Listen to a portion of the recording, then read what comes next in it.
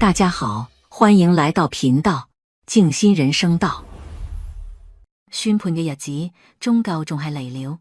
我坐喺冰冷嘅木椅上，睇住法官準備落下佢手中嘅木槌。咁唔止係對我嘅仔楊仕賢嘅判決，亦係對我呢個母親一生嘅判決。我嘅師父蔡佩珊，佢成功了。佢把我嘅仔塑造成一個失敗嘅丈夫，把我變成一個病態嘅婆婆。就喺個決定我哋母子命運嘅木槌即將落下時，一個自論卻清晰嘅聲音響起，劃破咗法庭嘅死寂。係我嘅孫女9歲嘅楊采妮。佢問法官：法官大人，我可以給您睇一個我媽媽唔知道嘅秘密咩？成個法庭都聾住啦。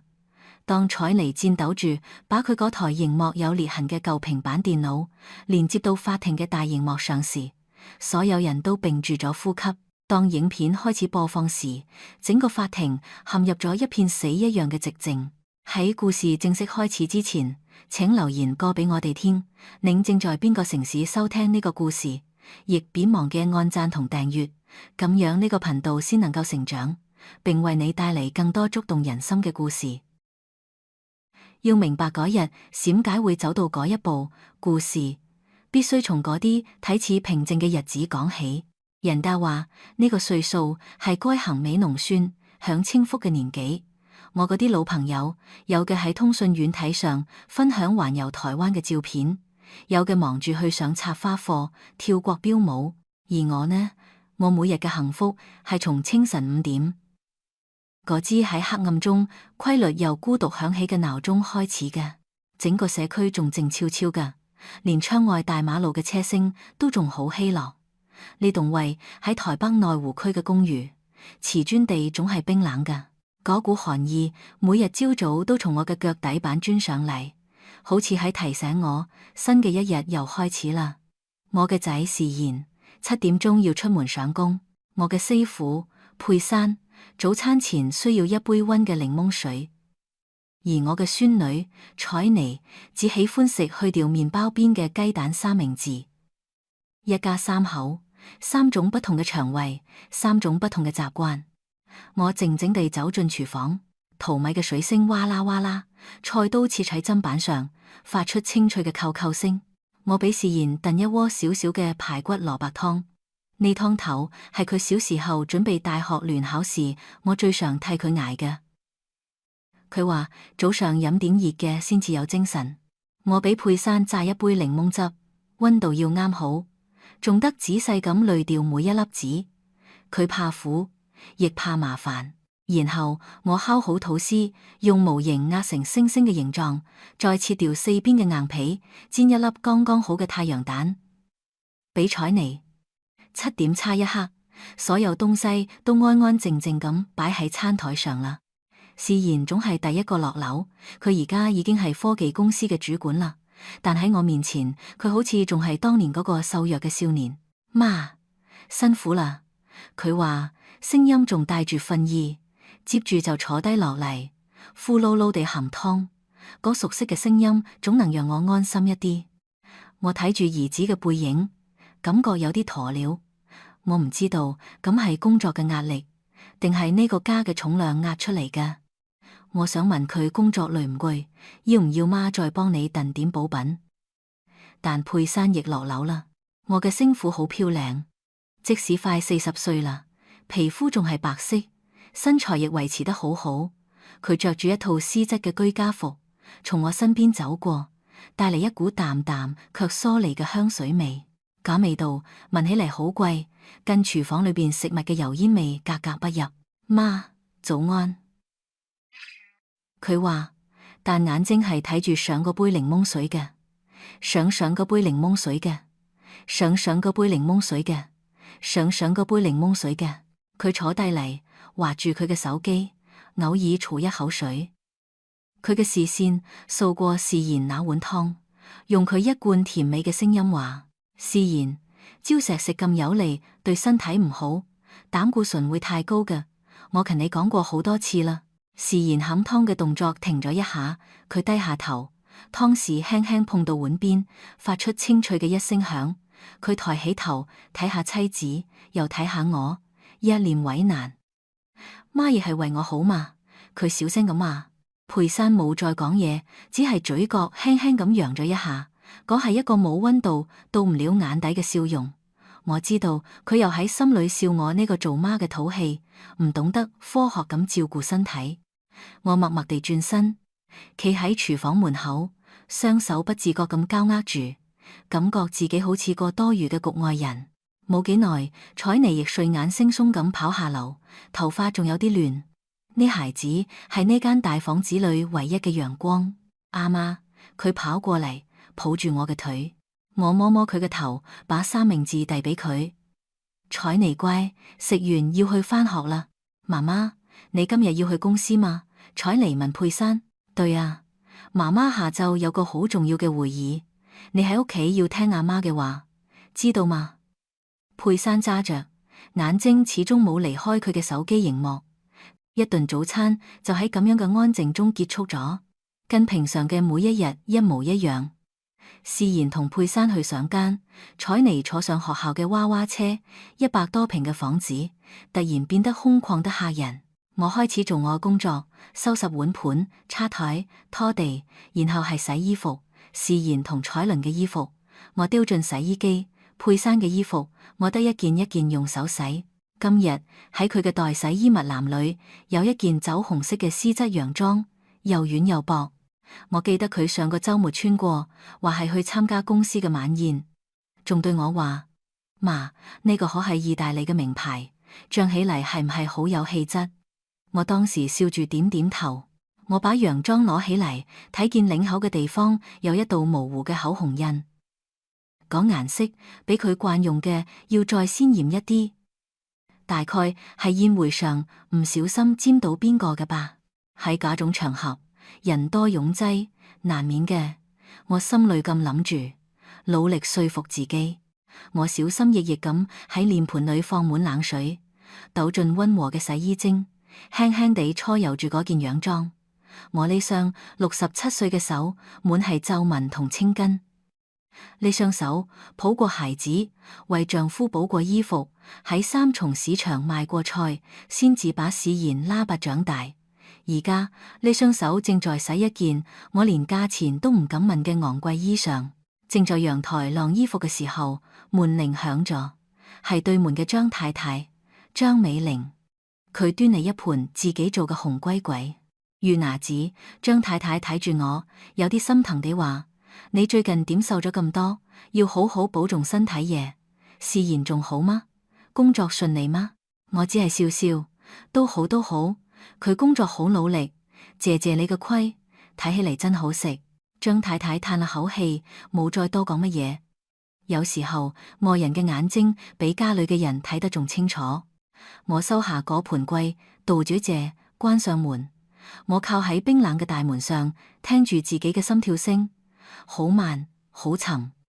以前嘅老鄰居都話我有福氣，老咗能被兒子接到台北住大房，乜嘢都唔使愁。係啊，我係乜嘢都唔使愁。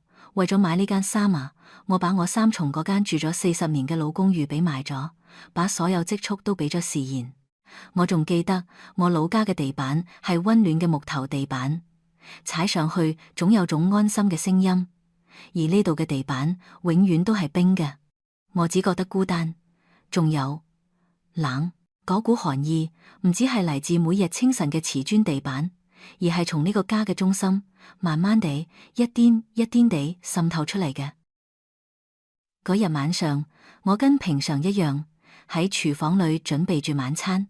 我燉咗一鍋紅燒肉，係事賢最喜歡嘅家鄉口味，小火慢燉嘅醬油香氣混着八角同冰糖嘅甜味，慢慢地溢滿咗整個屋。我仲炒咗一盤清脆嘅青菜，蒸咗鍋裏嘅白米飯。我想，不管白天喺外面有幾累，返到屋企能食上一口熱騰騰嘅飯菜，總能暖和一下疲累嘅心。6點半，大門嘅電子鎖響咗，係事賢返嚟了。我返嚟啦，佢嘅聲音聽起嚟好疲憊。佢換下皮鞋，把公事包隨手放喺玄關嘅櫃子上，然後走進嚟，直接癱坐喺客廳嘅梳化上，連領帶都冇解開。佢嘅膊頭跨住，整個人陷喺梳化裏，仿佛連骨頭都累啦。今日好攰咩？我從廚房探出頭問佢，佢只係搖搖頭，眼睛閉住，眉頭卻緊緊地鎖在一齊。我睇住佢，心裏有啲心疼。呢幾年佢越嚟越沉默，笑容亦越嚟越少。我總以為係工作太辛苦啦，卻從冇諗過，或許辛苦嘅唔止係工作。就喺我準備把最後一道湯端上台時，門鎖又響咗。呢次係佩珊，佢踩住高踭鞋，發出扣扣扣清脆又急促嘅聲音。佢冇好似往常一樣喊一聲我返嚟啦，而係徑直走到客廳，把佢嗰個昂貴嘅皮包用力咁甩喺沙發嘅另一頭。空氣瞬間凝結咗。我端住湯愣在原地，架鍋湯嘅熱氣仲喺度往上冒，但我卻感覺到一股寒意從腳底升起。視然亦都擘開咗眼睛，坐直咗身體。佩珊，你親。視然嘅話仲未講完，佩珊就從佢嘅大皮包裏攞出一個厚厚嘅牛皮紙信封。嗰信封睇起嚟好正式，上面印住黑色嘅字。佢睇都冇睇我哋一眼，手一揚就把信封掟喺咗我哋面前嘅茶几上。信封撞到玻璃彩面，發出啪啲一聲脆響。假聲音不大，卻似一粒石頭，重重地砸進咗呢個家嘅寂靜裏，激起一片驚惶嘅漣漪。呢個係乜嘢？視然嘅聲音有啲顫抖。佩珊終於抬起頭睇佢，佢嘅眼神係我從未見過嘅冰冷同陌生。咁唔係妻子嘅眼神，亦唔係母親嘅眼神，咁好似係喺度睇一個同佢毫不相干，甚至讓佢厭惡嘅人。你自己睇，佢話，聲音平淡得冇一絲起伏。視然猶豫咗一下，伸出微微顫抖嘅手，攞起咗嗰個信封。佢嘅手指係咁僵硬，撕開信封封口嘅時候，發出刺耳嘅撕裂聲。我嘅心亦跟住個聲音皺咗一下。佢抽出一沓厚厚嘅紙，低頭睇咗起嚟。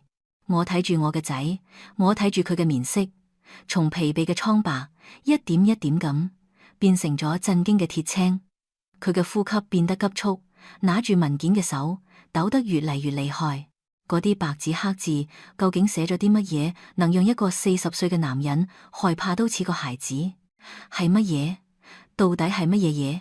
我心裏着急地問住自己，腳步卻似被釘喺原地，動彈不得。突然，視然手裏邊嘅紙張散落一地，佢整個人像係被抽走咗所有力氣，重重地跌咗回沙發，雙手插進頭髮裏，痛苦咁抱住咗頭。閃解。佢從喉嚨裏擠出幾個字，聲音破碎得似被踩過嘅玻璃。佩珊，你點解要咁做？我再也忍唔住啦，我放下手裏嘅湯，快步走過去，掹低身，執起一張飄落喺地上嘅紙。紙張好厚，帶住一種官方文件特有嘅冰冷觸感。或許只係公司嘅乜嘢文件吧。我徒勞地欺騙自己，但係嗰幾個又大又黑嘅字，唔俾我任何逃避嘅機會。離婚起訴狀。我嘅世界喺嗰一刻仿佛停止咗轉動，我嘅耳朵嗡嗡作響，乜嘢聲音都聽唔見啦。我只睇到嗰幾個字，佢哋好似有生命一樣喺我眼前扭曲放大。我繼續往下睇。原告蔡佩珊，被告楊視然。離婚理由嗰一欄寫住密密麻麻嘅字，我努力擘大眼睛想睇清楚嗰啲字。精神暴力、情緒不穩、長期漠視婚姻責任，呢啲詞每一個都似一把尖刀，狠狠咁刺進我嘅心臟。精神暴力，嗰個連對我講話都唔敢大聲嘅孩子；情緒不穩，嗰個從小到大連一句重話都唔敢對我說，連踩死一隻螞蟻都會難過半日的視然嗎？不僅如此，上面仲寫住我呢個做婆婆嘅過度干涉佢哋嘅婚姻，話我嘅存在就係一切矛盾嘅根源。呢幾個字比刀割仲停，我嘅手亦開始發抖。嗰張薄薄嘅紙，我卻覺得有千斤重。視然，唔要 care，有媽在。我回過神嚟。本能咁伸出手，想去拍拍兒仔嘅膊頭，俾佢一點力量。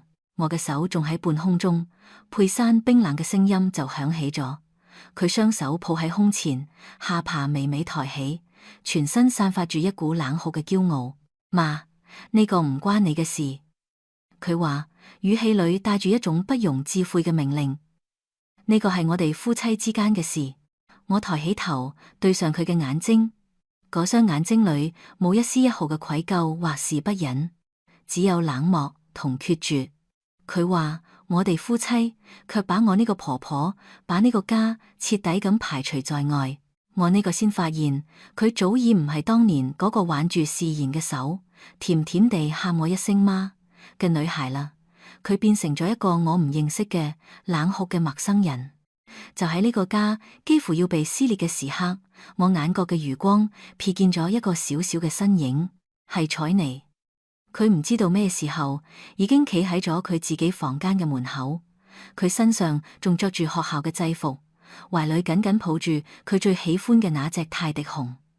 嗰隻熊嘅耳朵已經有啲脫線啦，佢冇喊，亦冇講話，佢只係靜靜咁企喺嗰度，用一雙比佢年齡成熟太多嘅眼睛睇住客廳裏呢個混亂嘅一切，睇住崩潰嘅父親、冷漠嘅母親同不知所措嘅阿媽。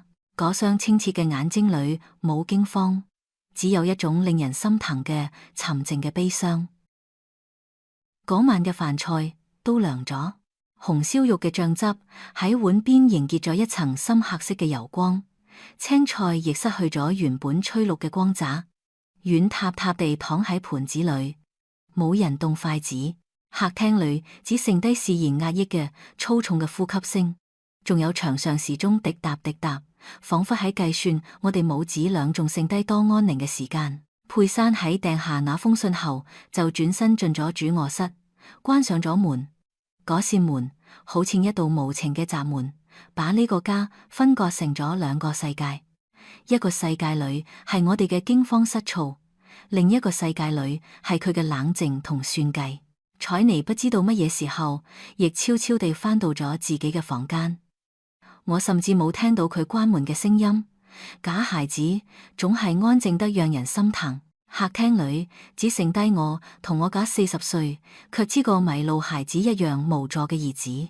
我扶住法院嘅膝頭哥，慢慢地從地上企起來，把散落一地嘅文件一張一張地執起來。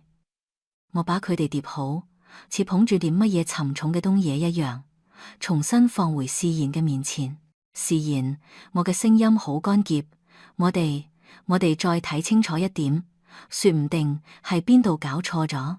我自己都唔相信呢句話。法律文件上嘅白紙黑字，怎麼會搞錯？但身為一個母親，喺仔仔快要倒下嘅時，我只能選擇當佢最堅固嘅假根支柱，即使我自己亦在發抖。視言抬起頭，眼睛裏滿是血絲。佢接過瓦疊文件，我哋母子倆就住客廳昏黃嘅燈光，逐字逐句地讀住那啲用黑色墨水寫下嘅冰冷嘅謊言。文件寫得好詳細，巨細靡遺，仿佛佩珊早就請咗專人喺我哋身邊記錄我哋嘅一言一行，每一個日期，每一個地點都寫得清清楚楚。佢話視言情緒不穩，證據係去年中秋節回娘家，視言因為工作上嘅事同佢嘅細路起咗幾句爭執，視言大聲咁講咗一句：你唔好再講啦。就咁一句話，被形容成咗語言暴力嘅開端，話佢會喺家人面前失控。佢話視言漠視婚姻，證據係佢經常加班，回到家總係睇起嚟好疲憊，冇心力陪伴佢同孩子。我兒子為咗呢個家冇日冇夜地拼命工作，呢份辛苦到咗佢筆下，竟成咗冷漠嘅罪證。佢甚至仲附上咗幾張照片，照片裏面係視言累倒喺沙發上瞓着嘅樣子，睇起嚟憔悴又頹廢。然後我睇到咗關於我自己嘅部分，架上面寫住：我陳月娥作為婆婆，以愛為名，行控制之實。佢寫：我堅持煮傳統油膩嘅菜式，無視佢現代健康嘅生活方式。呢個係一種飲食控制。佢寫我俾采妮講我小時候嘅故事，係喺灌輸過時落後嘅價值觀，妨礙孩子嘅國際視野。每一個字都係我熟悉嘅行為，但落喺黑色嘅墨水裏就成咗一條罪狀。我嘅愛被放喺冷光下解剖，貼上標籤，變成咗我唔媽嘅證據。最傷人嘅係嗰一句話：被告之母對其子有住近乎病態嘅依戀，嚴重影響咗夫妻間嘅正常情感交流。病態嘅依戀呢幾個字，好似一根燒紅嘅鐵針，狠狠地刺進咗我嘅心窩。我呢一輩子省吃儉用，把屎把尿，把一個孩子拉拔長大。我以為呢個叫做母愛，我從來唔知道，原來愛亦會生病，會變成一種別人眼中嘅病態。我嘅眼淚終於忍唔住掉咗下嚟，滴喺嗰張紙上，暈開咗黑色嘅墨水。文件嘅最後係佩珊嘅要求，佢要求擁有采妮嘅單獨監護權，佢要求誓言每月支付高額嘅贍養費，然後佢要求我同誓言必須喺判決生效後1個月內搬離呢一間房子。烈士，此坑，此房。我嘅腦子轟嘅一聲，我仿佛又回到咗5年前嘅那個夏天。我企喺我三重那間住咗40年嘅老舊公寓裏，假係我同誓言嘅父親白手起家買下嘅第一個家。牆上仲留住誓言小時候量身高畫下嘅鉛筆痕跡，空氣裏有住陽光曬過棉被嘅安心嘅味道。我仲記得老家狗溫暖嘅木頭地板，踩上去總有種安心嘅聲音。嗰陣時候，誓言同佩珊正準備結婚，想喺內湖買一間大一啲嘅新房子。誓言一臉為難地對我話：媽，我哋嘅頭期款仲差一啲。我冇猶豫，我話：媽，呢度仲有點老本，你哋攞去用。我賣掉咗嗰間充滿回憶嘅老公寓，把所有嘅錢一毛不剩地都俾咗佢哋。我仲記得交出鎖匙俾新屋主嘅嗰日，我回頭睇咗最後一眼，我話俾自己聽，冇關係㗎，為咗兒子嘅幸福，一切都值得。我甚至仲覺得好欣慰，覺得自己幫兒子建立咗一個美滿嘅家庭。我以為我只係換一個地方，繼續守護我嘅仔。我冇諗到，我親手打造嘅呢個新家，最後竟成咗要把我哋母子掃地出門嘅牢籠。媽，對唔住。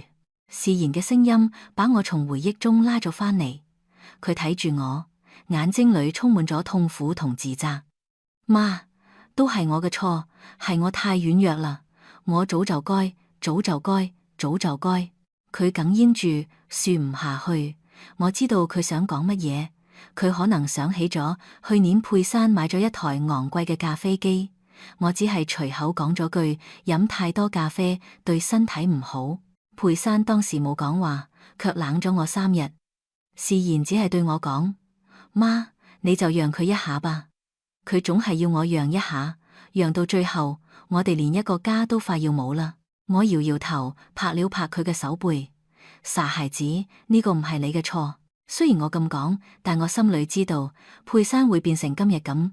誓言嘅軟弱，或許真係推咗一把。佢總話家同萬事興，退一步海闊天空。我當時亦覺得做長輩嘅讓一下晚輩冇乜嘢，而家先知道有啲事情退讓只會讓對方更得寸進尺。佢攞出手機，顫抖住揾到咗佩珊嘅號碼，撥咗過去。電話響咗好耐，好耐，就喺我哋以為唔會有人接嘅時候，電話被掛斷咗。緊接住手機叮嘅一聲，傳嚟一則信息。誓言點開嚟，架上面只有短短嘅一行字：有乜嘢話，去跟我嘅律師講。手機熒幕嘅光照亮咗誓言那張絕望嘅臉。我知道呢一次佩珊係鐵咗心，要斬斷所有嘅後路啦。讀住嗰啲冰冷嘅指控，我不禁想，難道一個母親嘅愛喺現代人嘅眼中真嘅成咗一種負擔嗎？正在聽我故事嘅你，是否亦曾經歷過咁樣被家人誤解嘅無助時刻？歡迎喺下方留言，分享你嘅故事。或許知道自己並唔孤單，我哋就能夠揾到更多走下去嘅力量。嗰一夜，我同士賢就咁喺客廳裏坐住，誰也冇講話。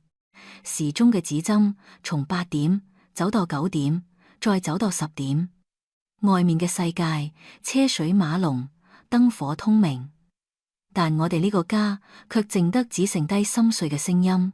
架鍋我燉咗一下午嘅紅燒肉已經徹底涼透咗，凝結嘅油脂像一層白霜。我勸士賢去洗中涼休息一下，佢不動。我把涼掉嘅飯菜拿去熱仔，端到佢面前，佢亦都唔食，佢就只係咁樣坐着，好似一尊冇靈魂嘅石像，眼睛空洞地望住前方嗰份決定佢下半輩子命運嘅文件。我睇住佢，心如刀割。我呢一生最怕嘅就係睇到我兒仔呢個樣子，我該點辦？我一個67歲嘅老太婆，唔懂法律，冇人脈，我能夠點辦？難同真嘅要好似佩珊要求嘅咁樣，帶住仔，似兩個失敗者一樣，被趕出呢個家咩？就喺我感到走投無路，連眼淚都流不出嚟嘅時候，我嘅腦海裏突然浮現出一個名字：曉雯，我嘅女兒。我猶豫啦。巧雯喺新竹嘅科學園區上班，工作好忙，佢仲有自己嘅家庭要照顧，有2個孩子要操心。我呢個做媽嘅，點能夠攞呢種煩心事去打擾佢，讓佢跟住我哋一齊擔心受怕？但係除咗佢，我仲能夠揾邊個呢？我從口袋裏邊攞出嗰支老舊嘅手機，手指顫抖着按下咗嗰個熟悉嘅號碼。電話響咗幾聲，通咗。媽，電話嗰頭傳嚟女兒清脆嘅聲音，背景裏仲有啲嘈雜嘅人聲。點咁夜打俾我？有乜嘢事嗎？我剛跟同事食完飯，我張了張嘴，喉嚨卻似俾乜嘢東嘢堵住咗，一個字亦講唔出嚟。媽，你喺聽嘛？信號唔好嘛？曉雯嘅聲音聽起嚟有啲着急啦。我深吸一口氣，努力讓自己嘅聲音聽起嚟正常一啲。曉雯啊，冇事，媽就係想聽聽你嘅聲音。電話那頭沉默咗幾秒鐘，我女兒係最了解我嘅。佢一定聽出咗我聲音裏嘅不對呢。媽，你係唔係又跟大嫂吵架啦？佢嘅語氣帶住一點點無奈。媽，我跟你講過，大嫂佢係喺國外長大嘅，想法跟我哋唔一樣，你就多讓佢一啲嘛。哥嘅個性你亦知道，你哋2個咁樣，佢夾喺中間好為難。又係呢句話，讓佢一啲。我嘅委屈，我嘅痛苦，我所有嘅不知所措，喺嗰一刻，全都衝咗上嚟。我再亦忍唔住啦，喉嚨裏度發出一聲壓抑不住嘅啜泣。電話那頭瞬間安靜咗落嚟，連背景嘅嘈雜聲都好似消失咗。過咗唔知道幾耐，曉雯嘅聲音再次響起。呢一次，佢嘅聲音唔再係無奈，而係充滿咗一種不容置疑嘅堅定。媽，你喺邊度？屋企嗎？我哽咽住點點頭，先想起佢喺電話那頭睇唔見。哥喺嗎？在。媽，你聽我講。佢嘅聲音又快又清楚。你乜嘢都唔要諗，亦乜嘢都唔要做，把電話俾哥，然後去瞓覺。我而家就返去。而家太晚啦，新竹到台北。媽，你等我，我馬上返去。佢講完就掛咗電話。我把手機遞俾士賢，對佢話：曉雯要返嚟啦。士賢嘅眼睛裏終於有咗一點點光亮。佢接過電話，好似接過咗一根救命嘅稻草。接下嚟嘅1個多小時係漫長嘅等待，我哋母子倆依然靜靜咁坐住，但空氣中嗰種令人窒息嘅絕望，好似被沖淡咗一啲。我哋都喺度等住嗰個從新竹煨嚟嘅微弱嘅光亮。午夜12點剛過，大門嘅電子鎖終於響咗。門一開，曉雯就衝咗進嚟。佢身上仲着住上班嘅套裝，面上戴住風塵僕僕嘅皮季，手裏仲提住一個筆記型電腦包。佢睇咗一眼客廳嘅混亂，睇咗一眼失魂落魄嘅哥哥，然後佢快步走到我面前，二話不說就緊緊咁抱住咗我。我女兒嘅擁抱好溫暖，好有力。我靠喺佢仲帶住外面涼氣嘅膊頭上，成個人都放鬆咗下嚟，積攢咗一整晚嘅淚水，終於揾到咗出口，無聲咁滑落。媽，美卡，有我返嚟啦！佢喺我耳邊一片又一片地講住，我哋唔會讓佢哋為所欲為噶。佢安撫啦我好一暈，先至轉過身走向佢哥哥。佢睇住視言，眼神裏有心疼，亦有一絲責備。佢拍咗拍視言嘅膊頭，哥，振作點。佢話天仲未冧落嚟。嗰一晚，曉雯冇瞓。佢仔細咁把嗰份離婚起訴狀從頭到尾睇咗一遍，眉頭越鎖越緊。佢一邊睇一邊攞住手機，快速咁查詢住乜嘢。天快亮嘅時候，佢對我哋話：我哋需要一個律師。視言嘅聲音好頹喪，請律師要好多錢。我哋而家錢嘅事，我嚟想辦法。曉雯打斷咗佢，而且我哋而家需要嘅唔係最貴嘅律師，而係最肯為我哋碰命嘅律師。我認識一個喺法律輔助基金會服務嘅廖律師，佢好年輕，但好有正義感。聽日一早，我就帶你哋去揾佢。第二日，我哋見到咗曉雯講嘅廖律師，佢確實好年輕，戴住一副黑框眼鏡，睇起嚟文質彬彬嘅。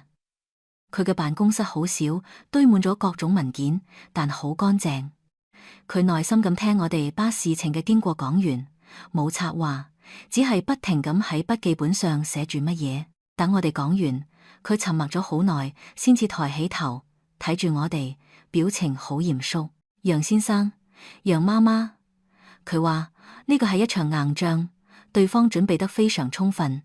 呢句說救熄咗我哋心中千燃起嘅一點點希望，但係曉雯冇放棄。佢睇住廖律師，眼神堅定咁話：廖律師，我哋知道呢一個好難，但係我哋係受害者，我哋只係想要一個公道而已。我哥嘅積蓄幾乎都喺共同賬戶裏，而家可能已經被凍結咗。律師費我會先想辦法處理。廖律師睇住曉雯，又睇下我同視言，最後佢點咗點頭。我明白啦，我會盡我最大嘅努力。嗰一刻，我睇住我個女，睇住佢疲憊卻堅毅嘅側臉，我突然覺得，話佢天真嘅仲未冧落嚟，因為我個女為我哋撐起咗一片天。見過律師之後，日子並冇變得比較好過。佩珊那日晚上就搬走咗，佢冇大吵大鬧，只係冷靜地收拾咗幾個行李箱，叫咗一架計程車，就咁離開咗呢個佢住咗將近10年嘅家。自始至終，佢冇再跟我同視言講過一句話，甚至冇去睇采妮一眼，仿佛嗰個孩子亦只係佢想丟掉嘅一件舊行李。采妮留咗落嚟，佩珊話喺法院判決落嚟之前，孩子先由我哋照顧。我知道呢個唔係佢嘅仁慈，而係佢嘅律師教佢嘅策略。一個主動拋下孩子嘅母親喺法官面前係站唔住腳嘅。接下嚟嘅日子，屋企嘅空氣沉重得似梅雨季節嘅棉被，又濕又黏，壓得人喘唔過氣來。視言請咗幾日假，整個人像泄咗氣嘅皮球，常常一個人坐喺客廳發呆，有時候一睇就係一整個下晝。廖律師要我哋準備一啲文件，先係房子嘅所有權狀、視言嘅薪資證明等等。我怕視言睇咗觸景傷情，就跟住曉雯喺視言嘅房間裏面翻箱倒櫃地揾。就喺書櫃嘅最底層，一個積咗灰塵嘅角落裏，我睇到咗一本厚重嘅商簿，深紅色嘅絲絨封面，上面燙金印住一對交錢嘅戒指，嗰係視言同佩珊嘅結婚照相簿。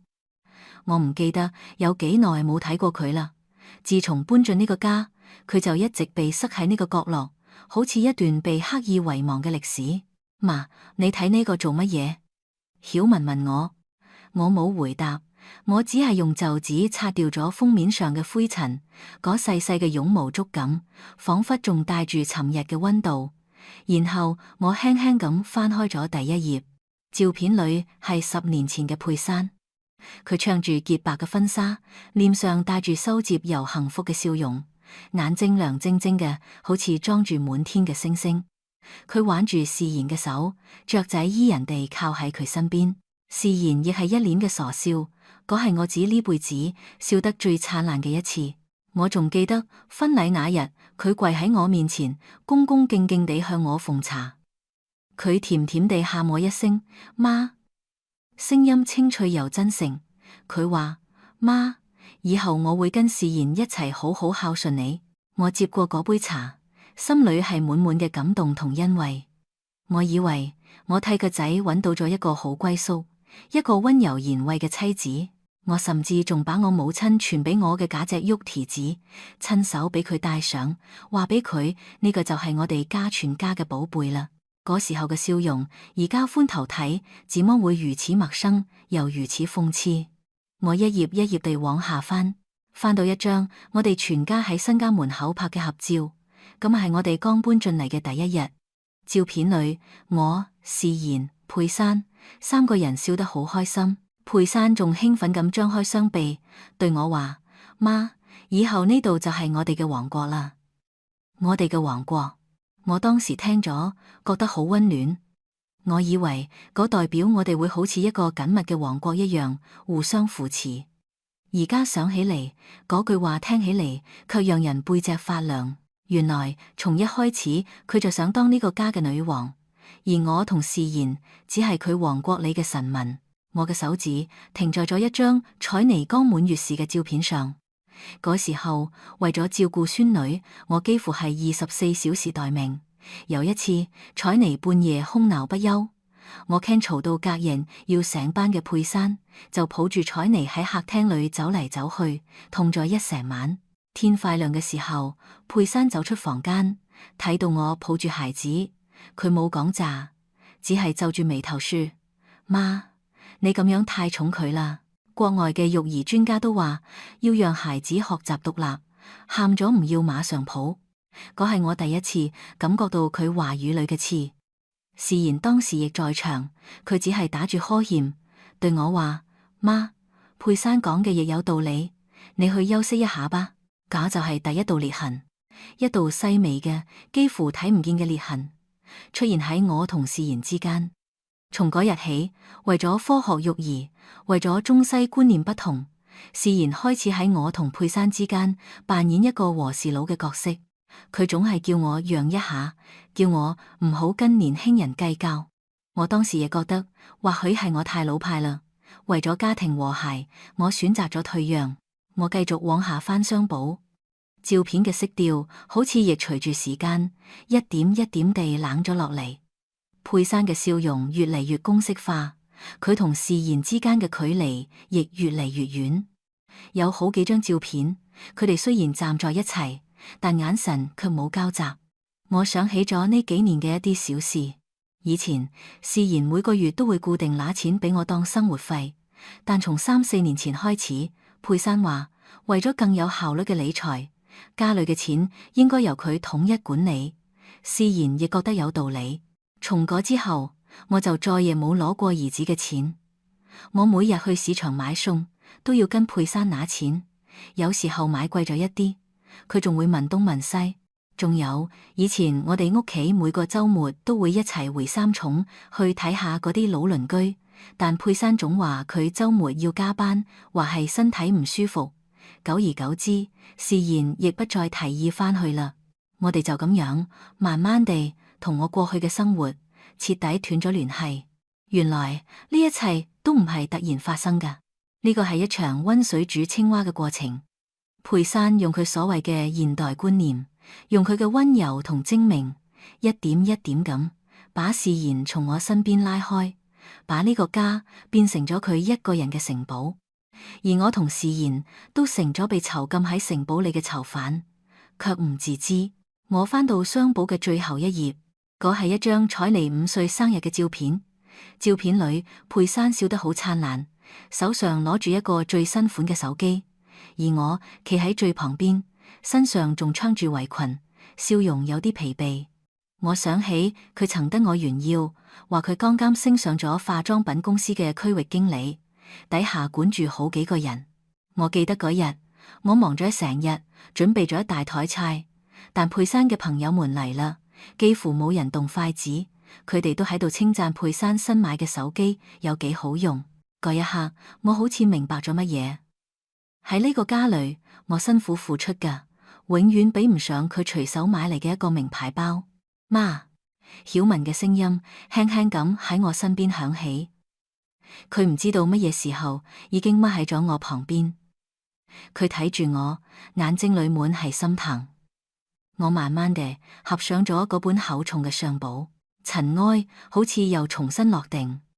但呢一次，我心裏邊嘅迷霧卻被吹散咗。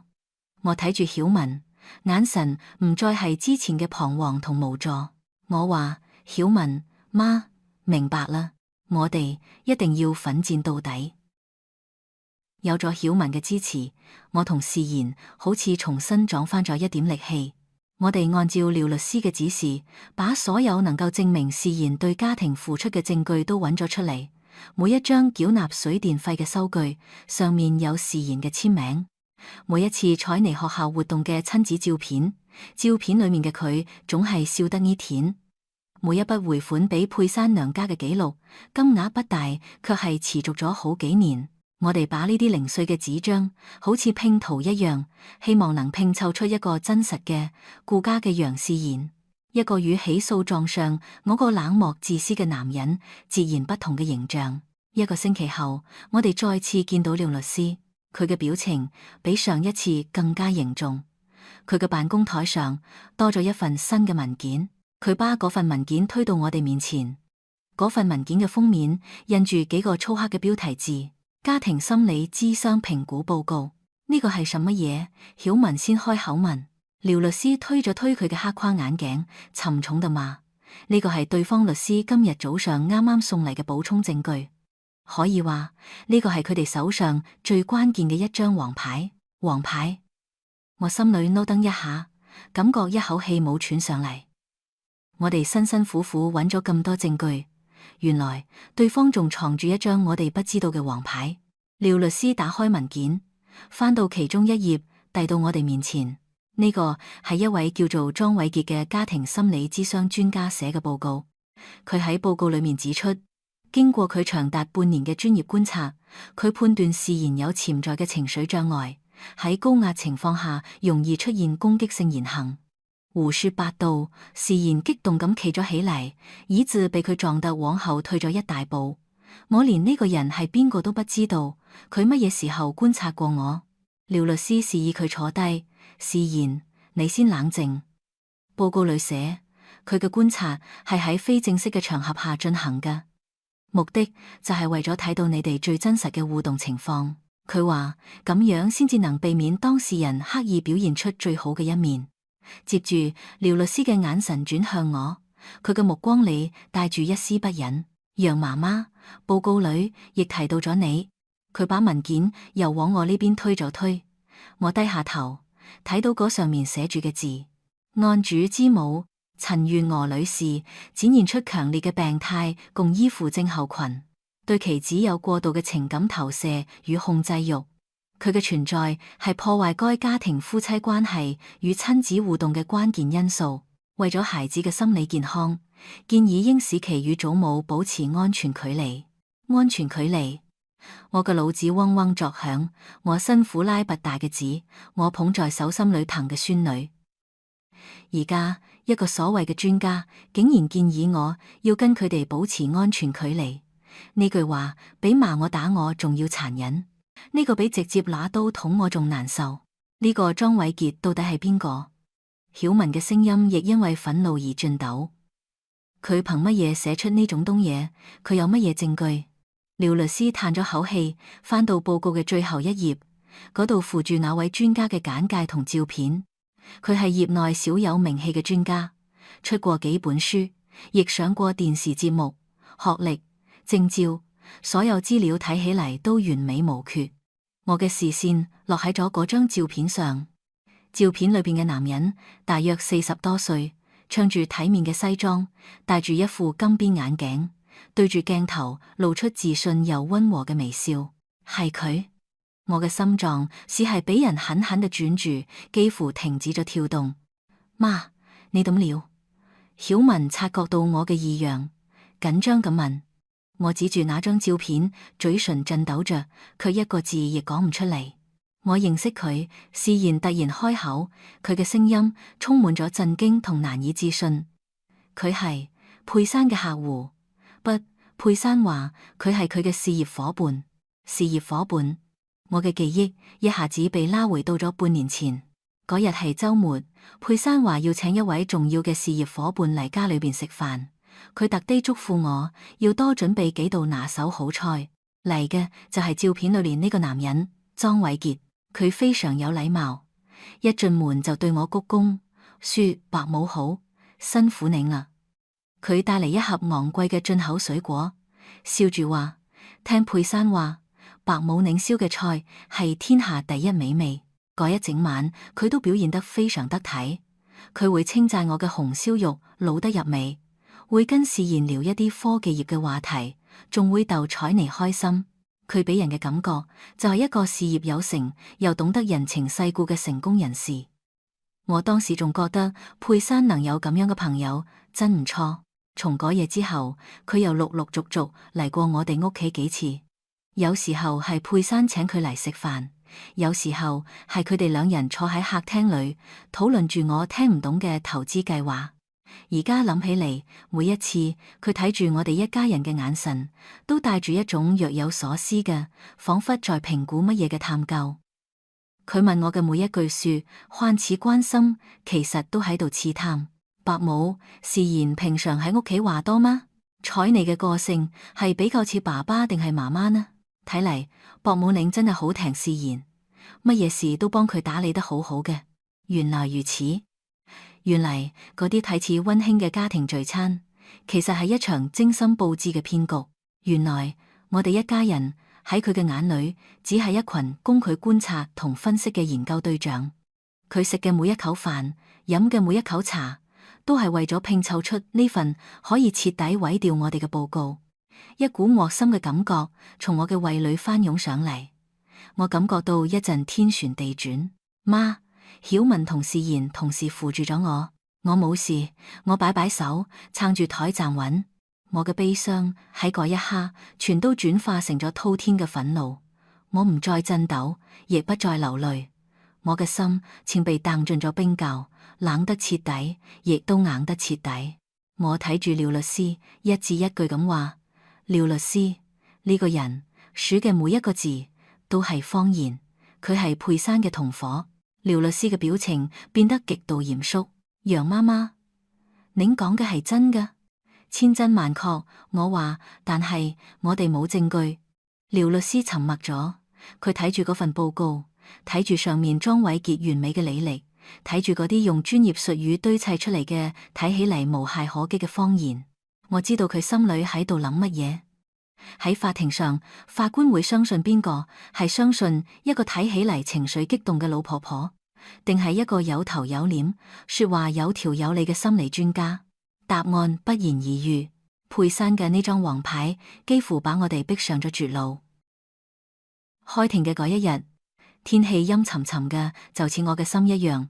我、事賢同曉文，我哋三個人加上廖律師，提早半個小時就到咗法院。法院嘅大樓好高，好肅穆，灰色嘅牆壁讓人感覺到一種冰冷嘅壓迫感。走入去，連說話都不敢太大聲，腳步聲喺空曠嘅走廊裏回蕩住，聽起嚟格外孤單。我哋走進法庭，裏面已經坐咗一啲人。佩珊同佢嘅律師坐喺我哋嘅對面。佩珊今日着咗一身素雅嘅米白色套裝，化咗淡妝，長長嘅頭髮柔順咁披在肩上，睇起嚟憔悴又柔弱。佢嘅旁邊坐着嗰個專家莊偉傑，佢仲係一副斯文得體嘅樣子，睇到我哋，甚至仲微微地點咗一下頭，嘴角掛住一抹難以捉摸嘅微笑。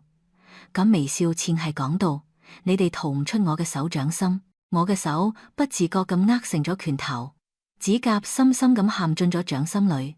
法官進嚟啦，係個睇起嚟好嚴肅嘅中年男人。所有人都企起嚟，然後坐低。整個法庭裏，除咗翻動文件嘅沙沙聲，就只剩低沉重嘅寂靜。佩珊嘅律師先發言，佢係個睇起來好精明嘅中年男人，說話嘅聲音唔大，但每個字都似一粒磨得鋒利嘅石子，擲地有聲。佢先係陳述嗰啲所謂嘅證據，事然喺梳化上瞓住嘅照片，被佢講成係對家庭冷漠、逃避責任。事然嘅信用卡賬單上面有幾筆金額較大嘅消費，被佢講成係揮霍無度、不負責任。嗰啲消費我記得清清楚楚，一次係佩珊話要換新嘅梳化，一次係采妮學校嘅註冊費，仲有一次係佩珊話佢娘家媽媽生日要買一個名牌包當禮物，但喺佢嘅嘴裏面都成咗我個子一個人嘅罪過。然後輪到事然接受質問，我就係佢就係太老實啦。對方嘅律師問佢：楊先生，你是否承認你經常因為工作壓力而對你嘅妻子蔡佩珊女士態度冷淡？事然想咗想，老實咁回答：我工作確實好攰，有時候返到屋企可能話比較少。律師立刻捉住咗佢嘅碎餅。所以你承認咗你嘅冷淡，係嗎？承認你因為自己嘅壓力而忽略咗妻子嘅情感需求。我唔係嗰個意思。事然急住想解釋，但已經來唔切啦。律師又問：喺你母親陳月娥女士嘅眼中，你是否係一個完美嘅、從唔犯錯嘅兒子？呢個問題太陰險啦。事然點樣回答都係錯㗎。佢話係就係自大。佢話唔係，就等於承認自己有錯。事然結結巴巴地話：我媽，佢當然好疼我，但係思兒得，所以喺你母親嘅庇護下，你從來唔覺得自己需要為家庭嘅矛盾負任何責任，對嗎？因為喺你心裏永遠都係別人錯，你同你母親永遠係啱嘅，唔係嘅，唔係咁樣嘅。事然嘅聲音因為激動而提高咗。法官大人，對方律師立刻轉向法官：您睇到了，被告嘅情緒非常容易激動。我睇住我仔坐喺架度，面漲得通紅，手足無措，好似一個做錯事嘅孩子。佢明明係受害者，卻被一步一步地引導成咗一個加害者。我嘅心好似被一隻手緊緊地揪住。痛得快要不能呼吸，接住輪到我了。我深吸一口氣，話俾自己一定要冷靜，唔好中咗佢哋嘅圈套。曉文喺開庭前仲特地叮囑我，不管對方講乜嘢，都要心平氣和。我走上證人席，手放喺聖經上宣誓，我嘅手心裏全係冷汗。佩珊嘅律師帶住那種貓捉老鼠嘅笑容走到咗我面前。陳月娥女士，佢開口了，請問你兒子嘅三餐是否都係由你親手準備嘅？係，我回答。佢每日着嘅衣服是否亦係由你親自清洗、燙平嘅？係。佢房間嘅整潔是否亦係由你一手包辦嘅？係。佢點點頭，轉向法官。法官大人，各位都聽到咗，一個40歲嘅男人生活起居，竟然仲需要60幾歲嘅母親如此無微不至咁照料，呢個難道唔係一種極端嘅控制咩？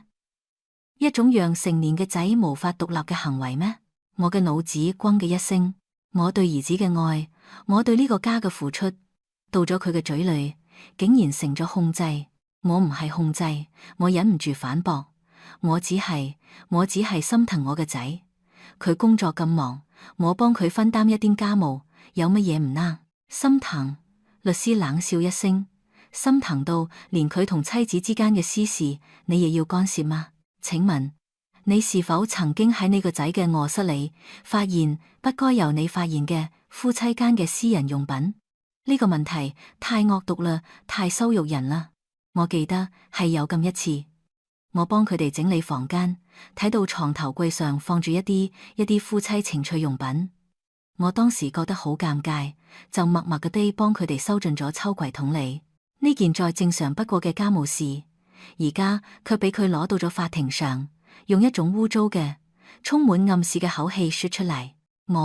我只係幫佢哋整理房間，我嘅聲音喺發抖。所以你承認咗？律師步步緊逼，你承認你會進入佢哋嘅臥室，窺探佢哋嘅隱私？你係咪覺得你嘅媳婦配唔上你嘅仔，所以要時時刻刻監視佢哋？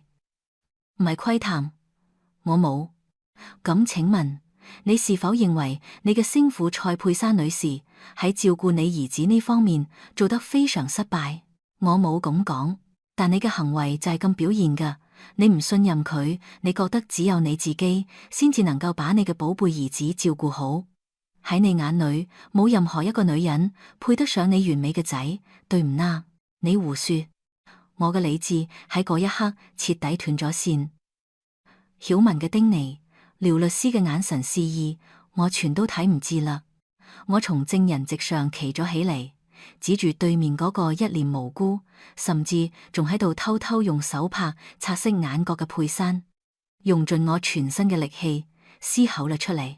你胡說，係佢，係呢個女人，佢先至係嗰個毀咗我仔，毀咗我哋屋企嘅人。整個法庭鴉雀無聲。我睇到佩珊嘅嘴角勾起咗一抹幾乎睇唔見嘅勝利嘅微笑。我睇到嗰個專家莊偉傑推咗推佢嘅金邊眼鏡，滿意地點了點頭。我睇到我個仔史然痛苦咁閉上咗眼睛，然後我聽到咗法官假冰冷嘅不帶一絲感情嘅聲音，伴隨着木錘重重落下嘅聲音。肅靜，證人，請控制你嘅情緒。我全身嘅力氣好似都被抽乾啦，我坦然地坐翻喺凳上。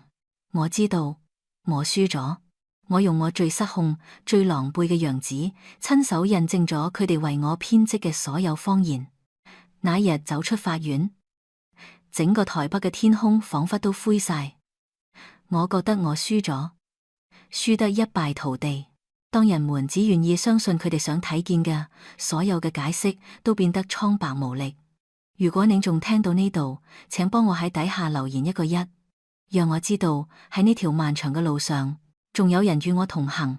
你嘅存在係我講完最後，亦係我自己都冇諗到嘅結局嘅最大動力。整時從法院回嚟之後，我就病倒啦，唔係乜嘢大病，就係覺得全身提唔起力氣，骨頭縫裏都透住一股寒氣。我整日昏昏沉沉嘅，食唔下亦瞓唔好。曉文不放心，得地請咗幾日假，留喺家照顧我。事然則係把自己關喺房間裏，除咗食飯時間，幾乎唔出嚟。我偶爾經過佢房門口，會聽到裏面傳嚟滑鼠點擊嘅聲音，好輕，好寂寞。我知道，我哋都喺度等住最後嘅判決日到嚟。感覺就似一個被判咗死刑嘅囚犯喺等待行刑嘅嗰一日，冇憤怒，冇不甘，只剩低麻木嘅無邊無際嘅絕望。整個家大得似一座空蕩蕩嘅舞台，而我哋係3個即將謝幕嘅悲傷嘅演員。廖律師打過幾次電話嚟，講咗一啲安慰同鼓勵嘅話。佢話法官嘅判決唔一定完全採信對方嘅說辭。佢話事情也許仲有轉圜嘅餘地，但我心裏清楚，希望唔大啦。我喺法庭上個失控嘅樣仔，就好似最後一根稻草，壓垮咗我哋所有微弱嘅辯解。我親手把自己變成咗一個佢哋口中嗰個情緒不穩嘅病態嘅母親。我甚至能想象，法官喺寫判決書嘅時候，腦海裏浮現嘅就係我嗰張纖縈又狼狽嘅臉。判決日嘅前一日晚上，曉文端咗一碗熱粥到我床邊，媽，食一啲吧，你都一日冇食嘢啦。我搖搖頭，媽食唔下。曉文把粥放喺床頭櫃上，坐喺我床邊，握住我冰冷嘅手。佢嘅手好溫暖，好乾燥，讓我想起我先生仲在世嘅時候。媽，佢輕輕咁話，不管聽日結果點樣，我哋都仲係一家人。我跟哥都會陪住你㗎，大不了你就搬嚟新竹跟我住，我照顧你。我點點頭，眼淚又不爭氣地流咗落嚟。係媽唔好，我哽咽住話，係媽喺法庭上太衝動啦，害咗你哋。媽，呢個唔怪你。曉雯幫我擦掉眼淚，聲音裏帶住一絲憤怒。換作係我亦冇辦法忍受嗰種羞辱。佢哋就係故意噶，佢哋算準咗你愛子心切，故意用最惡毒嘅話嚟刺激你。我哋母女兩話講咗一陣話，曉雯睇我情緒好一啲啦，先至扶我躺低，幫我揩好鼻子。媽，你好好瞓一覺，聽日我哋一齊去面對。我了一聲，閉上咗眼睛，但我點可能瞓得着？夜深了，整個家都安靜咗落嚟。我瞓喺床上，擘住眼睛，睇住窗外透進嚟嘅微弱嘅月光。我嘅腦子裏似走馬燈一樣閃過采妮從出生到而家嘅每一個畫面。佢剛出生時，小小嘅、皺巴巴嘅，是個小老頭。佢第一次對我笑，露出冇牙齒嘅牙丫。佢第一次開口喊媽媽。佢第一次搖搖晃晃咁走路，撲進我嘅懷裏。我諗起有一次教佢包水餃，佢嘅小手沾滿咗麵粉，認真咁黏住餃子皮，捏出嚟嘅餃子奇形怪狀。佢卻驕傲咁舉起嚟俾我睇，話：阿媽，呢個係俾你食嘅。假啲畫面咁清晰咁溫暖，但一想到聽日過後，我就可能再亦冇辦法好似而家咁樣，每日睇到佢，每日抱抱佢，我嘅心就痛得似係被撕開咗一樣。我輕輕咁掀開被子，下咗床，我光住腳踩喺冰冷嘅地板上，似個幽靈一樣，悄悄地走到咗采妮嘅房門口。我輕輕地推開咗一道門縫。房間裏冇開燈，只有窗簾縫隙透進嚟嘅一點點月光，灑喺采妮嘅小面上。佢瞓得好熟，長長嘅睫毛喺面上投下一小片陰影，嘴角仲微微咁上揚，唔知道做乜嘢美夢。我走入去，喺佢嘅床邊慢慢地冚咗下嚟。我就咁靜靜咁睇住佢，想把佢而家嘅樣深深咁刻進我嘅腦海裏。我嘅眼淚終於仲係無聲咁落咗落嚟，一滴一滴掉咗佢枕頭邊嘅鼻子上。也許係感覺到咗我嘅悲傷，采妮喺睡夢中輕輕地動咗一下，佢嘅小手喺枕頭底下摸索住，好似喺度揾乜嘢嘢。我以為佢係撞穩佢嘅隻泰迪熊，但佢摸出嚟嘅唔係熊，而係一台平板電腦。假係一台舊款嘅平板電腦，我記得係事然好幾年前買俾佢嘅生日禮物。白色嘅外殼已經有啲泛黃，熒幕嘅角落仲有一道明顯嘅裂痕。我記得嗰道裂痕係佢有一次不小心從沙發上摔落去造成嘅，佢為此仲喊咗好耐。我有啲疑惑，我記得上個月佩珊才啱啱俾佢買咗一台最新款嘅粉紅色嘅平板電腦。嗰個新嘅就放喺書台上充電，點解采妮瞓覺嘅時候卻係抱住呢台又舊又破嘅？我伸出手想幫佢把平板電腦拿開，怕佢翻身嘅時候壓壞咗。我嘅指尖啱啱碰到你冰冷嘅熒幕，采妮嘅小手卻突然喺睡夢中把嗰台平板電腦抱得更緊仔。佢嘅眉頭微微皺咗一下，嘴裏仲發出咗一點模糊嘅兜語。咁係一種極度依賴、極度保護嘅姿態。我停低咗動作，我突然覺得呢台舊平板對佢嚟講，好似唔只係一個玩具咁簡單。佢好似藏住乜嘢屬於佢嘅小秘密。但嗰時候嘅我，心裏裝滿咗悲傷同絕望，根本冇力氣去深思呢件小小嘅怪事。我只以為講不過係孩子對舊玩具嘅一種特殊嘅情感依戀。就好似佢嗰隻耳爪快掉下嚟嘅泰迪熊一樣。我俯下身喺采妮溫暖嘅額頭上輕輕地親咗一下。采妮，我嘅乖孫女，我喺心裏默念住，不管發生乜嘢事，阿媽都永遠永遠愛你。我唔知道嗰個被我嘅孫女緊緊抱在懷裏嘅破舊嘅平板電腦裏，竟然藏住一個足以改變我哋所有人命運嘅驚天動地嘅秘密。我站起身，悄悄地退出咗房間，關上咗門，準備去迎接我人生中最黑暗嘅一日嘅到來。宣判嘅日子終究仲係嚟啦。嗰一日，台北嘅天空依然係灰蒙蒙嘅。我哋走進法庭，空氣比上一次更加凝重，冰冷得似是要把人嘅骨頭都凍住。我坐喺凳上，雙手交握放喺膝襟上，手心裏卻感受唔到一絲溫度。我已經唔抱任何希望啦。我只係喺度諗，等一下宣判完，我該點去安慰誓言？我哋要搬到邊度去？采妮，采妮，以後我仲能夠見到佢咩？法官走咗入嚟，神情嚴肅，佢戴上老花眼鏡，打開咗面前嗰厚厚嘅一沓文件。我嘅心縮成咗一團。關於原告蔡佩珊女士與被告楊仕賢先生嘅離婚訴訟，以及未成年子女楊采妮之監護權歸屬，本庭經審理雙方所提證詞與證物後，之宣判如下。法官嘅聲音平穩而冇感情，每一個字都似一粒釘子，把我釘死喺絕望嘅十字架上。經查，被告楊仕賢先生確實有情緒不穩之傾向，其母陳月娥女士亦對其家庭生活產生過度干涉之行為。再者，原告方所提出之專家證人莊偉傑先生嘅專業評估報告內容詳實，具備高度參考價值。報告中指出，被告之家庭環境不利於未成年子女嘅心理健康發展。我低下頭，閉上咗眼睛，結束咗，一切都結束咗。我聽見對面傳嚟佩珊壓抑嘅細微嘅啜泣聲，我知道嗰係演出嚟嘅。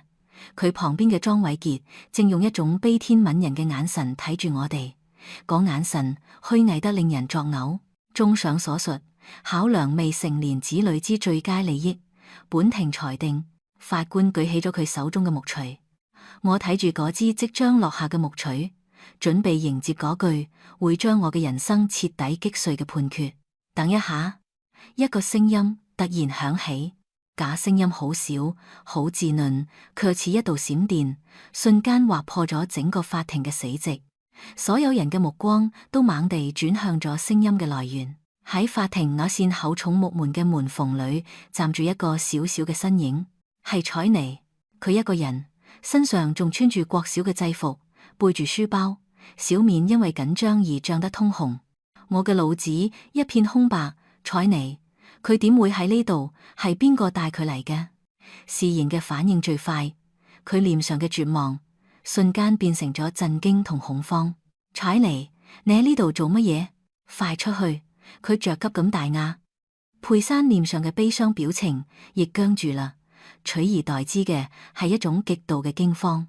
佢對佢嘅律師使咗個眼色。法官大人，佩珊嘅律師立刻企起嚟。呢不合程序，未成年人唔應該出現喺呢度，請庭警將孩子帶嚟現場。采妮被父親嘅吼聲同法庭嘅騷動嚇得縮咗一下膊頭，但佢冇後退，佢小小嘅身子從門縫裏擠咗進嚟，一步一步地走進咗呢個本不該屬於佢嘅冰冷嘅世界。佢嘅腳步聲，靠，清晰地回蕩喺空曠嘅大理石地板上。佢冇睇我，佢冇睇佢驚慌失措嘅父親，亦冇睇佢面色發白嘅母親。佢只係直直咁睇住坐喺最高處嘅嗰個手裏仲舉住木錘嘅法官。法官大人，采妮嘅聲音帶住一絲顫抖，卻清晰地傳到咗法庭嘅每一個角落。對唔住，打擾啦。法官愣住啦，佢放下咗木錘，身體微微前傾，睇住眼前呢個突然闖入嘅小女孩。佢嘅眼神從原本嘅嚴肅變得有啲柔和。小妹妹，你係邊個？點會嚟呢度？我叫楊采妮。采妮回答：我係自己嚟嘅，我請隔籬嘅張奶奶帶我到門口，然後自己跑入嚟嘅。佩珊嘅臉色已經唔能夠用蒼白嚟形容啦。莊偉傑假自信嘅微笑亦徹底從佢臉上消失。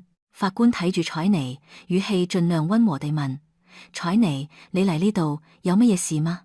采妮深吸咗一口氣，好似喺鼓起全身嘅勇氣。佢話：法官大人，我可以俾您睇一個東西嗎？佢頓咗頓，用盡力氣講出咗嗰句改變一切嘅話：一個我媽媽唔知道嘅秘密。我媽媽唔知道嘅秘密。呢句話好似一粒炸彈喺寂靜嘅法庭裏轟然引爆。佩珊嘅律師再次跳咗起嚟，荒唐！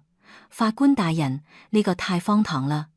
一個孩子嘅童言童語點能夠當作證據？肅靜！法官重重地敲咗一下木錘，佢嘅眼神變得銳利起嚟。佢睇住佩珊同佢嘅律師，假眼神像係喺度講：你哋在害怕乜嘢？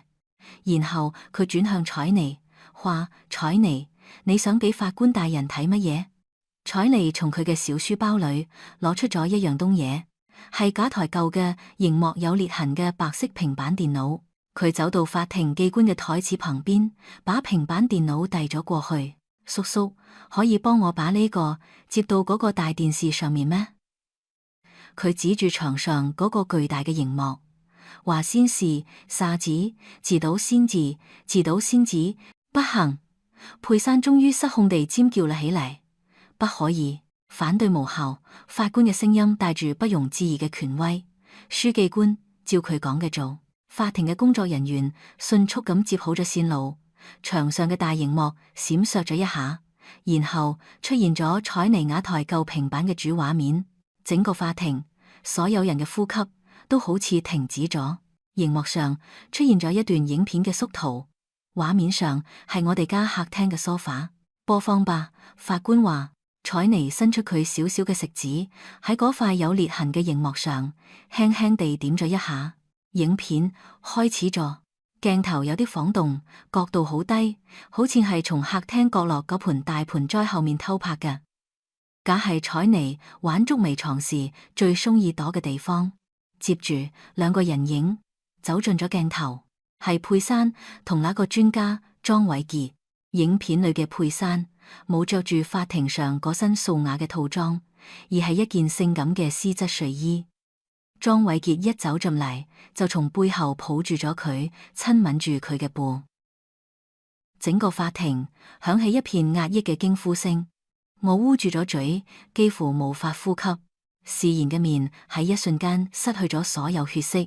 然後影片裏的人開始講話啦，聲音喺寂靜嘅法庭中清晰得可怕。係莊偉傑嘅聲音：你確定你嘅計劃萬無一失？你嗰個笨老公，仲有嗰個老太婆都冇起疑心吧？佩珊嬌笑了一聲，佢嘅聲音甜得發嚟，卻又毒如蛇蠍。放心啦，楊仕賢那個窩囊廢，我講乜嘢佢信乜嘢。至於嗰個老太婆更好對付，只要威脅唔俾佢睇孫女，佢就嚇到乜嘢都聽我噶啦。影片繼續播放，佩珊躺喺莊偉傑嘅懷裏，話：報告寫得點樣樣啦？夠唔夠嚴重？莊偉傑笑住話：當然，我把佢寫成一個有暴力傾向嘅情緒障礙患者，把你婆婆寫成一個有病態控制欲嘅老巫婆，再加上你上次故意激怒佢，讓佢喺法庭上大吼大叫嘅表現，法官唔相信都難。佩珊滿意咁話：太好啦，等判決落嚟，房子歸我，孩子嘅監護權亦歸我，我哋就把房子賣啦，攞住楊仕賢戶頭裏邊嘅錢，一齊去加拿大，再也冇人能煩我哋啦。錢都轉出嚟嗎？差唔多啦，佢真係個傻仔。我話要做投資，佢就把網路銀行嘅密碼都俾我啦。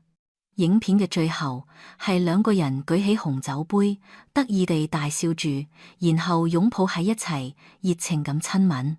影片結束，熒幕變黑，整個法庭陷入咗一片死一樣嘅寂靜，假麻寂靜，持續咗將近10秒鐘，然後似是火山爆發一樣，所有嘅聲音喺同一時間炸開咗，捉住佢哋，冇讓佢哋跑啦。魏靜嗰邊，魏靜。我睇到佩珊同莊偉傑面色慘白咁從凳上跳起嚟，驚慌失措地想往外跑。我睇到我仔子仕賢從震驚中回過神來，眼睛裏迸發出滔天嘅怒火。而我只係呆呆咁坐着，睇住嗰個站喺熒幕前小小嘅卻似個巨人一樣嘅身影。我嘅孫女楊采妮就喺一片混亂中。法官那充滿咗震怒嘅聲音，伴隨住一聲驚天動地嘅木錘聲，響徹咗整個法庭。肅靜，來人。把假對男女俾我當場逮捕。法庭上嘅混亂，我其實記唔太清楚啦。我嘅記憶好似係被切成咗一片一片嘅。我只記得法警們迅速上前，捉住咗正想往外衝嘅佩珊同莊偉傑。我記得佩珊那張曾經美麗驕傲嘅臉龐，喺手銬冰冷嘅金屬聲中徹底扭曲，只剩下狼狽同怨毒。我記得莊偉傑仲想辯解乜嘢，但冇人再聽佢講話啦。我記得事賢衝過去，緊緊地抱住咗采妮，一個40歲嘅大男人，喊得似個孩子。而我喺曉雯嘅依附下，慢慢咁，一步一步咁走向我嘅孫女。我蹲低身，把佢哋父女倆一齊擁進我呢個老太婆嘅懷裏。假場風暴就咁過去啦。後續嘅事情都係曉雯同廖律師處理嘅。佩珊同莊偉傑因為偽證、詐欺同誹謗等多項罪名都被判咗刑。法院撤銷咗佩珊嘅離婚訴訟，並且喺事賢嘅反訴下判准咗佢哋離婚。采妮嘅監護權當然係判俾咗事賢。嗰間位在內湖、充滿咗冰冷回憶嘅大房子，我哋把佢賣咗。我哋搬到咗一個離曉雯家不遠嘅社區，一間小小嘅卻好溫馨嘅公寓。呢度冇冰冷嘅瓷磚地，而係溫暖嘅木頭地板。踩上去總有種安心嘅聲音，陽光可以從大大嘅窗戶灑進嚟，照亮空氣中飛舞嘅細細嘅灰塵。事賢亦變咗。佢辭去咗那份壓力巨大嘅主管工作，換到咗一家小公司。雖然薪水少咗，但佢每日都能準時下班。佢開始學住下廚，雖然做得仲冇有我好，但佢會笑住話：媽，你試試睇，我今日呢個紅燒肉係唔係有點你嘅味道啦？佢臉上嘅笑容變多咗，膊頭亦好似挺直咗。日子就咁平靜地一天一天地過去。一個天氣好好嘅周末下午，我帶住采妮到樓下嘅公園玩。佢蕩住川川，囉哥嘅笑聲好似銀鈴一樣。我坐喺長椅上睇住佢，心裏係滿滿嘅感謝。有一個問題我一直放喺心裏，卻始終冇問出口。今日我覺得係時候啦。采妮，我等佢從斗斗上跳下嚟，跑到我身邊時，先輕輕咁問佢：阿媽可以問你一件事嗎？乜嘢事？佢仰住洗臉，清澈嘅眼睛睇住我。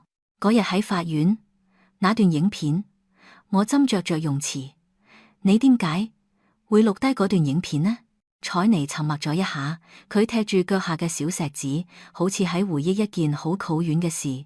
因為佢小聲咁話，我睇到阿媽一個人嘅時候，成偷偷喊，我嘅心揪咗一下。佢繼續話，仲有，我亦都唔中意嗰個莊叔叔。媽媽在嘅時候，佢都笑笑嘅，但有一次，媽媽去上廁所，我睇到佢睇住爸爸同阿媽嘅眼神，好唔一樣，好奇怪，唔係好嘅嗰種奇怪。一個9歲嘅孩子。佢或許唔懂乜嘢係陰謀，乜嘢係算計，但佢能感覺到最原始嘅善意與惡意。可是，寶貝，我摸摸佢嘅頭，你點解冇話俾阿嫲，亦冇話俾爸爸呢？采妮低下頭，聲音更細啦。因為影片裏面，媽媽話阿媽同爸爸好笨，唔會知道噶。我以為嗰係一個唔能夠講嘅秘密。我怕我講咗，媽媽會更生氣，會對阿媽更唔好。原來係咁樣，呢就係孩子最單純嘅邏輯。佢錄低咗罪證，佢因為影片裏嘅一句話而選擇咗默默守護呢個秘密。咁你後嚟點解又決定要攞出嚟呢？我問咗最後，亦係最重要嘅問題。采妮抬起頭，眼神突然變得好堅定。因為嗰日我聽到爸爸跟姑姑喺講電話，爸爸喺度喊，佢話法院要把我判俾媽媽，以後阿媽就不能跟我住啦。佢嘅眼眶紅咗。我唔要跟阿媽分開，阿媽唔是壞人，爸爸亦唔係壞人，佢哋先至係。佢握緊咗小拳頭，所以我一定要把證據攞俾法官睇。我相信法官大人係好人，佢睇咗就會明白啦。我再也忍唔住啦，我把我嘅小英雄緊緊地抱在懷裏，我嘅眼淚滴喺佢嘅頭髮上。呢段時間以嚟，我一直活喺失敗嘅母親嘅指控裏，我懷疑過自己，否定過自己。但此刻，我懷裏呢個小小嘅身軀，就係我呢一生從未失敗過嘅最有力嘅證明。我養育咗一個善良、敏銳、懂得分辨是非嘅孩子，一個為咗保護家人，敢獨自闖進法庭嘅勇敢嘅女孩。嗰日晚上，曉雯帶住丈夫同孩子亦過嚟食飯。我哋小小嘅客廳裏擠滿咗人，卻一啲亦都唔覺得擁擠，只覺得溫暖。睇住仕言同曉雯嘅丈夫喺廚房裏面幫忙，聽住孩子們嘅嬉鬧聲，我坐喺梳化上，心裏面係前所未有嘅平靜。我叫陳月娥，今年67歲。我曾經以為我嘅人生已經走到咗盡頭，只剩低失敗同痛苦。但呢場風暴過後，我先至真正明白咗一啲事情。我想對天下所有好似我一樣嘅父母話，我哋嘅愛係天底下最無私嘅東野，但有時候愛得太滿，反而會讓孩子失去自己成長嘅空間。真正嘅愛唔係為佢哋擋下所有嘅風雨，而係教會佢哋如何喺風雨中自己站穩腳步。我亦想對天下所有好似我兒子一樣嘅子女話，孝順從來唔係無條件嘅順從同沉默。當你睇見家人受到委屈時，你嘅挺身而出，你嗰份分辨是非嘅勇氣，先是係對父母養育之恩最深厚嘅回報。最後，我想對所有喺呢個現代社會中努力生活嘅人話，呢個世界有太多嘅誘惑，會讓人迷失喺金錢同慾望裏，就好似佩珊一樣。但請永遠唔好忘記，有啲嘢係再多金錢亦買唔到嘅，假就係良知，係誠信，係人心底最根本嘅善良。只要守住呢啲，就算遇到再大嘅風浪，我哋亦總能揾到回家嘅路。就好似我嘅孫女采妮，用佢假粒最單純嘅心，為我哋照亮咗回家嘅路一樣。陳月娥阿媽嘅故事到呢度就講完啦。您點睇采妮最後嘅決定呢？如果您係佢，會做出不一樣嘅選擇嗎？歡迎您喺留言區分享你嘅想法。您嘅每一則留言，我都會用心閱讀。如果呢個故事曾讓你深思，或觸動咗你內心嘅某個角落，請別忘了為佢點一個讚，分享俾你認為同樣會被感動嘅人，並且訂閱呢個頻道，先至唔會錯過我哋接落嚟嘅每一個故事。期待喺下一個故事裏同你再會。我哋係靜心人生道，用一則則故事陪你走過歲月，揾返內心嘅安定與溫柔。跨時本山數人無理掙扎，雲猛炸，雲猛也，雲猛炸，公炸，雲猛炸，雲猛炸，年照其次掙扎，雲猛炸，年照公炸，雲猛炸。